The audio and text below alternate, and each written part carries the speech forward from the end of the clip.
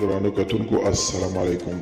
زه محمد سلمان همدرد د حق غږ پښتو چینل خبري لنډیز کې ستاسو کوربه اوس تاسو پام را اړوم د مهمو خبرونو لنډیز ته.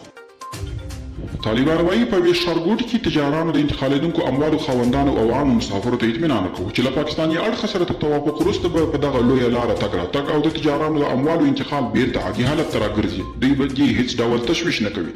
افغان حکومت وايي د بګرام هوایي ډګر د ساتنې لپاره یې 4,000 سرتیري ګمارل شوي. د بګرام هوایي ډګر قومندان جنرال اسدالله کوهستاني وايي چې دغه ډګر د افغان حکومت لپاره ځانګړي ارزښت برخمن دي او د ساتنې او امنیت لپاره یې بشپړ تدابیر نیول شوي. د طالبانو له لوري له پرله پسې 4 کالو بندېدو وروسته د غزني پکتیا ترمنځ لاره خلاصه شوه.